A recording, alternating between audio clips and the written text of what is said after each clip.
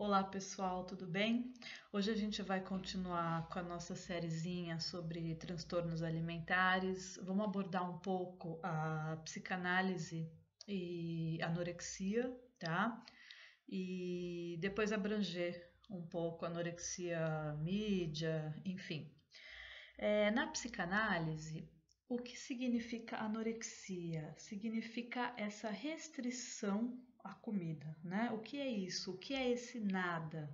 Na verdade, a gente pensa no anoréxico como aquele que nada quer comer, né?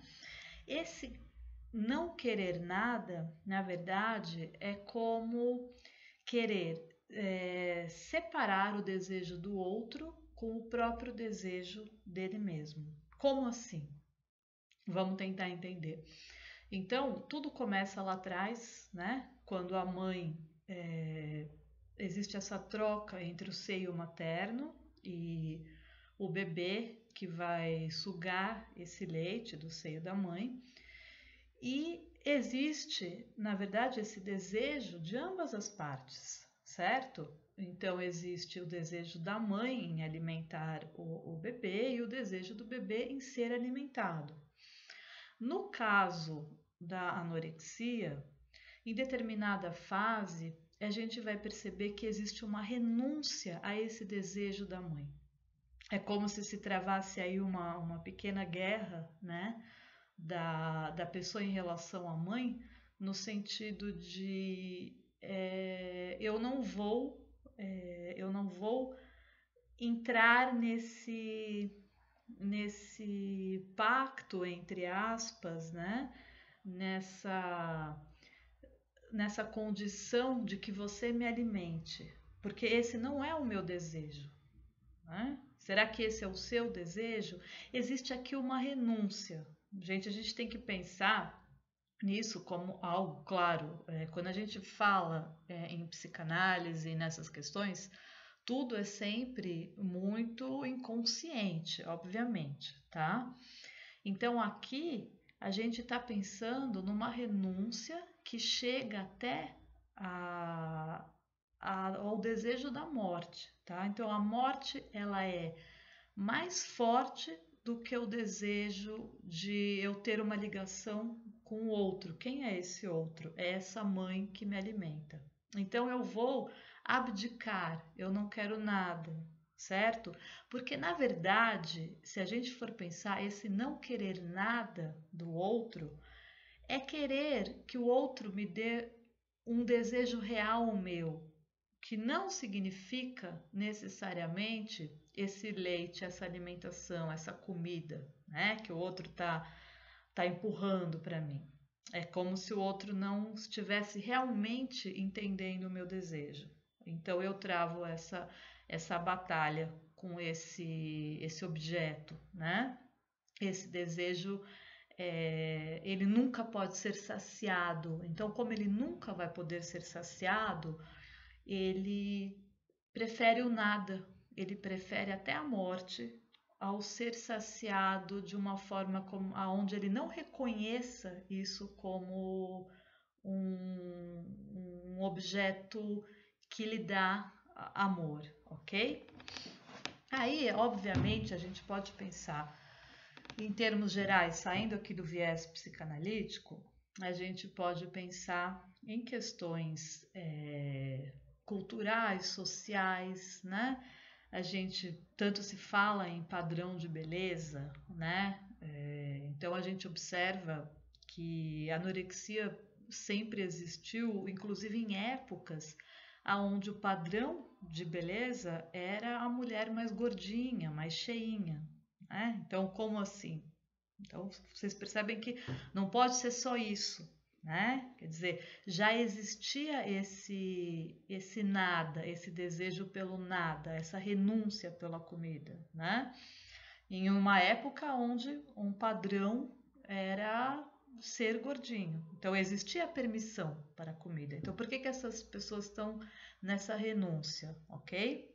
Eu falo pessoas porque geralmente as pessoas têm mania de falar que só as mulheres sofrem de anorexia, mas não é verdade, ok? Existem homens com casos gravíssimos de anorexia. E grande parte são mulheres. Agora, existe sim essa demanda, até essa obsessão, né, por um corpo magro que é considerado belo? Sim, eu acho que a gente pode acrescentar isso aqui nessa conversa. E a gente pode imaginar as bailarinas que são cobradas eternamente por um peso sempre mais baixo, modelos, né, que acabam através essa demanda e através desse sonho e realmente de acreditar que isso é o que fará com que ela ganhe as expectativas que ela tanto quer, ela acaba realmente renunciando à comida. Tá? Então aqui a gente vê um processo mais realmente psicossocial, né? E cultural até.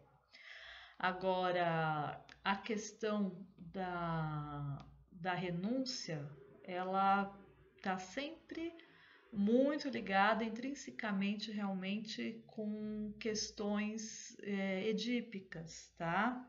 Se a gente for observar essa pessoa, o histórico dela, a gente vai observar que já existe aí um predomínio de uma negação frente a esse alimento, tá? Bom, a morte, né, infelizmente, entre as anoréxicas é muito alta, gente. A taxa de mortalidade é muito alta, né? Essa renúncia realmente, como a gente disse anteriormente, ela supera a própria morte, né? Então, eu morro renunciando, não há problema, mas eu renuncio, né? Existe a gente observa também a necessidade de controle. Como assim? A pessoa que deixa de comer, muitas vezes ela está com um momento na vida tão caótico, tão sem controle de tudo na vida dela, que ela renuncia à comida para ter um único controle, onde ela realmente tenha essa sensação de que de alguma forma eu estou interagindo e estou conseguindo ser a dona dessa situação. Então, inconscientemente, ela acaba fazendo isso. O mundo dela está um caos e ela acaba entrando nesse processo para poder gerar um controle, para não quebrar totalmente, né? Uma espécie de fuga, né? Então eu renuncio à comida para poder estar no controle, porque senão eu não aguento, certo, gente? Então é mais ou menos por aí. Essa é uma breve explicação, né? E a gente vai continuar aqui falando sobre os transtornos alimentares. A bulimia já seria uma outra questão, a gente vai falar também, mas estão sempre muito ligados, ok? A gente pode perceber que pessoas bulímicas em determinadas fases vão para anorexia, da anorexia vão para bulimia. Muitas vezes isso pode começar com uma compulsão alimentar também, né? Onde não se provoca o vômito e aí começa a se provocar e aí se entra na fase de renúncia total.